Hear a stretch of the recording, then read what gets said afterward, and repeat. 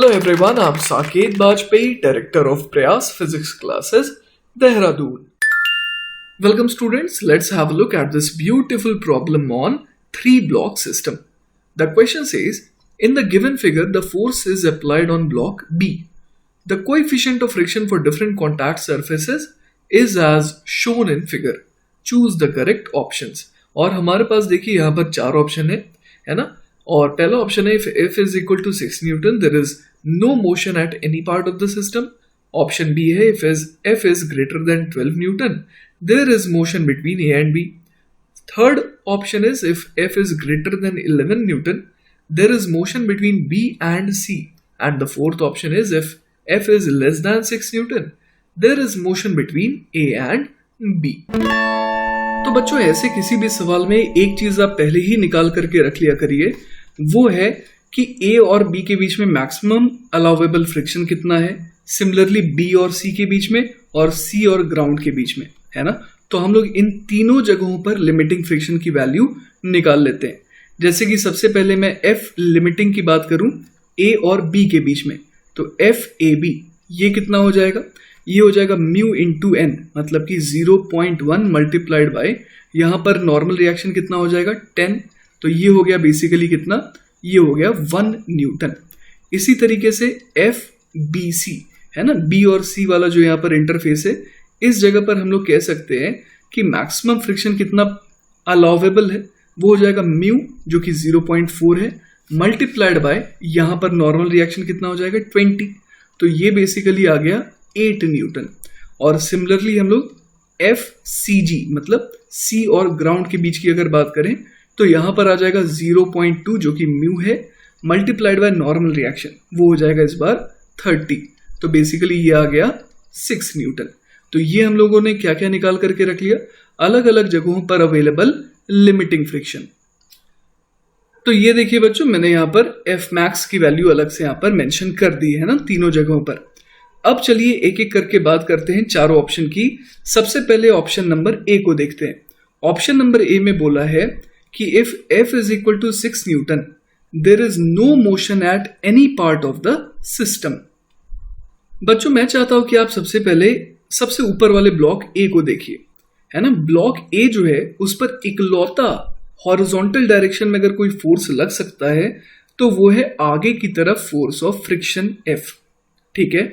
अब आप सोचिए, क्या ये आपको संभव लग रहा है कि B मूव ना करे और ऑटोमेटिकली A आगे की तरफ चलना चालू कर दे? ये संभव नहीं लग रहा है ना। तो हमें ये समझ में आ रहा है कि A तभी मूव कर सकता है जब ये जो B ब्लॉक है ये मूव करेगा। क्लियर है? ऐसा नहीं हो सकता है कि B यहीं पर रुका रहे और A उसके ऊपर चलना चालू कर दे, ठीक है, क्योंकि A पर फोर्स नहीं लग रहा है, ये एक्सटर्नल फोर्स F जो है वो B के ऊपर लग रहा है। क्लियर है ये बात? तो बच्चों मैं देखना चाहता हूं कि क्या ऐसा संभव है कि जो सवाल में कह रहा है कि अगर F is equal to 6 newton है ना, जैसे कि यहां पर F की वैल्यू कितनी है 6 न्यूटन है, तो उस समय कोई भी पार्ट का कोई मोशन ना हो। तो अगर आप ये सोचिए कि मैं ये मान रहा हूं कि B का मान लीजिए कोई भी मोशन नहीं हो रहा है ना, मैंने ये एज्यूम करा है, तो मैंने ऑटोमेटिकली ये भी कह दिया कि A का भी कोई मोशन नहीं हो रहा है, क्योंकि मैंने अभी अभी आपको बताया अगर B मूव नहीं कर रहा है तो A भी मूव नहीं कर सकता है ना।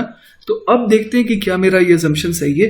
तो आप ऐसे सोचिए कि अगर B मूव नहीं कर रहा है ना, तो B A के ऊपर कोई फ्रिक्शन नहीं लगा रहा है, बदले में A भी B के ऊपर कोई फ्रिक्शन नहीं लगा रहा है। क्यों B A के ऊपर कोई फ्रिक्शन नहीं लगा सकता है? क्योंकि अगर A के ऊपर कोई फ्रिक्शनल फोर्स लगता तो वो उस पर लगने वाला इकलौता फोर्स होता जिसकी वजह से वो एक्सेलरेट करने लगता और आगे भागने लगता, जो कि अलाउेबल नहीं है ना। तो मैंने ये एज्यूम करा कि B यहां पर रुका रहे। तो अगर B रुका रहेगा तो देखिए कैपिटल F 6 न्यूटन है इस समय, तो इसका मतलब B को रिक्वायरमेंट है लेफ्ट की तरफ एक फोर्स की, और वो कितना होना चाहिए 6 न्यूटन।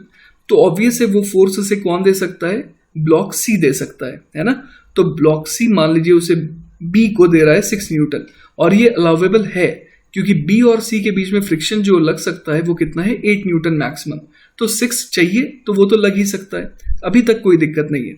अब बदले में B जो है वो C पर क्या लगाएगा, आगे की तरफ लगाएगा 6 न्यूटन, और इस समय ग्राउंड जो है ना, वो क्या चाहेगा कि सी मूव ना करे, तो वो कितना फोर्स लगाना चाहेगा। अब सी पर अगर आगे लग रहा है 6 न्यूटन, तो ग्राउंड लगाएगा इस पर पीछे की तरफ 6 न्यूटन, और ये अलाउेबल है क्योंकि यहां पर देखिए एफ सी जी की मैक्सिमम वैल्यू यहां पर कितनी अलाउेबल है, 6 न्यूटन। तो देखिए जो हिसाब किताब यहां बैठा उसके हिसाब से हम लोग बड़े आराम से देख पा रहे हैं कि कहीं पर भी कोई भी मोशन संभव नहीं है।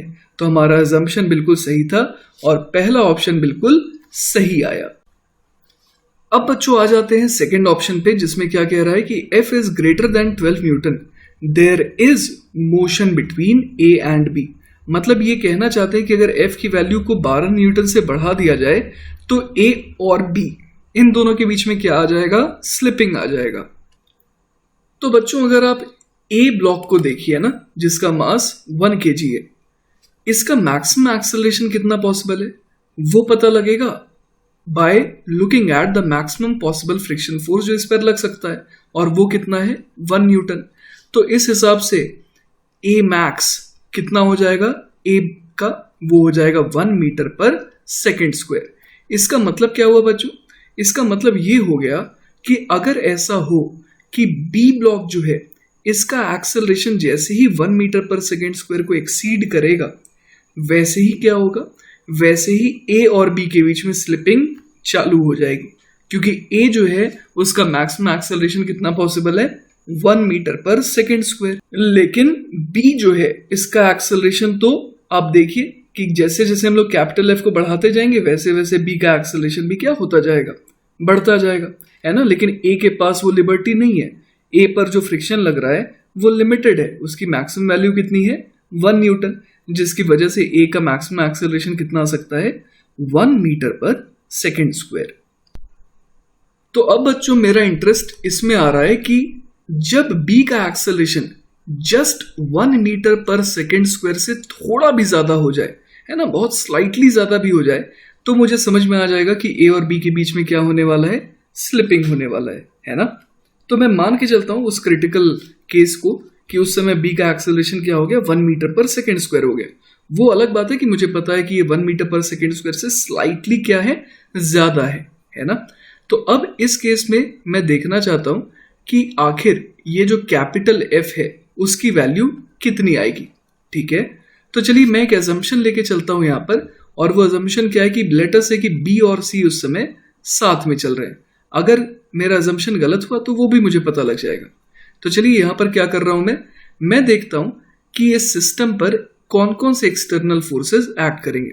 सबसे पहले ये देखिए कि अगर A पर फोर्स लग रहा है 1 न्यूटन का आगे की तरफ, तो A जो है वो B पर लगाएगा पीछे की तरफ कितना, 1 न्यूटन। क्लियर है ये बात।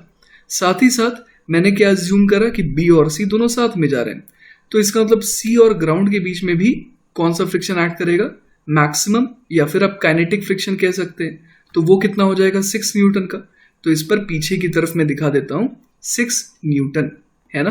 तो अब हम लोग क्या इक्वेशन लिख सकते हैं यहां पर, अब हम लोग इक्वेशन लिख सकते हैं B प्लस C इस पूरे सिस्टम के लिए, F minus 1 minus 6 is equal to mass हो गया इसका 2 इंटू एक्सेलरेशन हो गया 1, है ना। तो यहां से देखिए F की वैल्यू कितनी आ जा रही है, ये आ जा रही है 7 और इधर 2, है ना। तो ये हो गया 9 न्यूटन। अब बच्चों बस ये चेक कर लेते हैं कि जो हमने अज्यूम करा था कि B और C साथ में जा रहे हैं इस मोमेंट पर, क्या वो सही है ना। तो उसके लिए हम लोग एक काम करते हैं, ब्लॉक C को ऑब्जर्व करते हैं। तो आप देखिए बच्चों, अगर मैं ब्लॉक C को ऑब्जर्व करूंगा और उसका फ्री बॉडी डायग्राम बनाऊंगा, है ना, तो अगर मैं ये दिखा रहा हूं कि उस पर एक फोर्स पीछे की तरफ लग रहा है 6 न्यूटन, और साथ ही साथ उसका एक्सेलरेशन मैं दिखा रहा हूं 1 मीटर पर सेकेंड स्क्वायर का, तो इस पर आगे की तरफ फ्रिक्शन कितना लगना चाहिए, चलिए वो कैलकुलेट करते हैं। हम लोग लिख देंगे F minus 6 is equal to, इसका मास 1 है तो 1 इंटू 1, है ना। तो यहां से मेरे पास क्या आ जाएगा, यहां से मेरे पास F की वैल्यू आ जाएगी 7 न्यूटन। और आप देखिए कि B और C के बीच में मैक्सिमम अलाउेबल फ्रिक्शन कितना है, वो तो 8 न्यूटन है, और यहाँ पर रिक्वायरमेंट कितने की पड़ रही है, 7 न्यूटन की। तो इसका मतलब जो मैंने एज्यूम करा था वो बिल्कुल सही है, B और C के बीच में रिलेटिव स्लिपिंग नहीं होगी उस समय, और B और C एक सिस्टम की तरह आगे बढ़ेंगे। तो बच्चों हम लोगों ने क्या हासिल करा, हम लोगों ने ये हासिल करा कि जब F की वैल्यू 9 न्यूटन हो रही है उस पर्टिकुलर मोमेंट पर क्या हो रहा है, उस पर्टिकुलर मोमेंट पर A और B के बीच में स्लिपिंग जस्ट अब स्टार्ट हो रही है, लेकिन उस मोमेंट पर B और C के बीच में स्लिपिंग नहीं हो रही है। तो इसका मतलब B का साथ सबसे पहले कौन छोड़ रहा है, A छोड़ रहा है। और कब, जब F की वैल्यू हम लोग बढ़ा करके कितनी कर दे रहे हैं, 9 न्यूटन। तो ये तो क्वाइट ऑब्वियस है कि 9 न्यूटन जब फोर्स है तो A और B के बीच में स्लिपिंग चालू हो गई। तो इसका मतलब जब F की वैल्यू 12 न्यूटन से भी ज्यादा हो जाएगी तब तो ये क्वाइट ऑब्वियस है कि A और B के बीच में स्लिपिंग रहेगी ही रहेगी। तो इसका मतलब B ऑप्शन भी क्या है, बिल्कुल सही है। चलिए तो बच्चों अब आ जाते हैं C ऑप्शन में, जिसमें क्या बोला है, F is greater than 11 newton there is motion between B and C। तो हम लोगों ने अभी क्या देखा था, हम लोगों ने ये देखा था कि F की वैल्यू जब 9 न्यूटन से जस्ट बड़ी हो रही है तब तक B और C के बीच में कोई भी स्लिपिंग नहीं हो रही थी। अब हमें ये चेक करना है कि अगर 9 से बढ़ा करके F को कितना कर दिया जाए, 11 कर दिया जाए, तो क्या B और C के बीच में रिलेटिव मोशन होने की संभावना बन रही है क्या। बच्चों आप एक काम करिए, C ब्लॉक को देखिए जरा, है ना। तो C ब्लॉक को अगर आप देखेंगे तो आप देखेंगे कि पीछे फ्रिक्शन इस पर कितना लग रहा है। जब ये मूव करेगा तो उस केस में पीछे फ्रिक्शन कितना लगेगा ग्राउंड की वजह से, वो लगेगा 6 न्यूटन। साथ ही साथ मैं ये देखना चाहता हूं कि C ब्लॉक का मैक्सिमम एक्सेलरेशन कितना पॉसिबल है। तो मैं आगे की तरफ उस पर लगा दूंगा कितना, 8 न्यूटन, जो कि मैक्सिमम फ्रिक्शन है B के द्वारा जो C को मिलेगा। तो उस समय मैं देख पा रहा हूं कि इस पर नेट फोर्स कितना हो जा रहा है, नेट फोर्स हो जा रहा है 2 न्यूटन, और उसको इसके मास से डिवाइड कर दूं जो कि 1 है, तो A की वैल्यू कितनी आ जा रही है, 2 मीटर पर सेकेंड स्क्वायर। तो ये बेसिकली A मैक्स है, किसका, C का, है ना। तो मेरे को ये समझ में आ रहा है कि ये क्वाइट ऑब्वियस है कि जब F की वैल्यू क्या होगी, 9 न्यूटन से बड़ी होगी, तो A और B के बीच में स्लिपिंग तो ऑलरेडी चालू हो चुकी है। अब हम लोगों को बात करनी है कि जब F की वैल्यू क्या हो जाए, और भी बड़ी हो जाए, है ना। तो यहां पर देखिए कि C की जो मैक्सिमम एक्सेलरेशन है वो कितनी है, 2 मीटर पर सेकेंड स्क्वायर। तो इसका मतलब कि B का जो एक्सेलरेशन है, जैसे ही वो 2 मीटर पर सेकेंड स्क्वायर हो जाएगा तो उसके अगले मोमेंट पर जैसे ही B का एक्सेलरेशन 2 मीटर पर सेकेंड स्क्वायर से अब स्लाइटली ज्यादा हो जाए तो B और C के बीच में क्या हो जाएगी, स्लिपिंग हो जाएगी। क्यों, क्योंकि C का मैक्सिमम एक्सेलरेशन कितना पॉसिबल है, हमने देखा 2 मीटर पर सेकेंड स्क्वायर।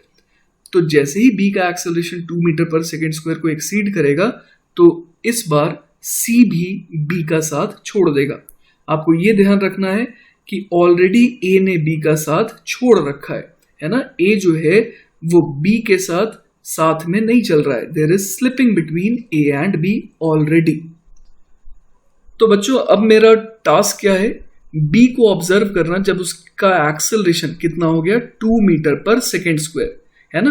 वो मुझे समझ में आ रहा है कि 2 मीटर पर सेकेंड स्क्वायर से ये वैल्यू क्या है, जस्ट बड़ी है ना, 2.0000 समथिंग, क्योंकि जैसे ही 2 को थोड़ा भी एक्सीड करेगा there will be a slipping between B and C।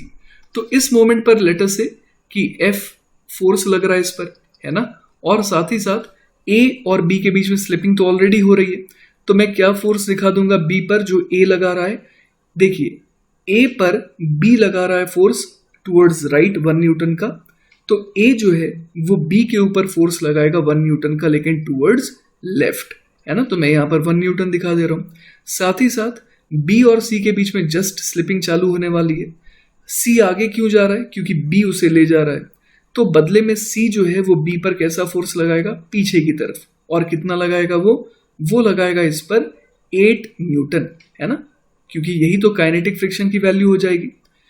और हम लोग देख पा रहे हैं कि साथ ही साथ इसका एक्सेलरेशन कितना आ रहा है, 2 मीटर पर सेकेंड स्क्वायर। तो हम लोग क्या इक्वेशन लिख सकते हैं, F माइनस 8 प्लस 1 इज 9, तो F minus 9 is equal to mass into acceleration, मतलब 1 इंटू 2, है ना।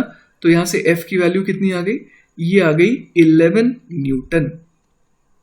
तो जैसा कि हम लोगों ने सोचा था कि अगर इस F की वैल्यू जो 11 न्यूटन आ रही है इससे थोड़ी भी ज्यादा हो जाए तो डेफिनेटली क्या होगा, जो एक्सेलरेशन है B का वो 2 से थोड़ा ज्यादा हो जाएगा, और जैसे ही थोड़ा भी ज्यादा हुआ तो हमारे को समझ में आ रहा है कि B और C के बीच में क्या हो जाएगा, एक रिलेटिव मोशन आ जाएगा।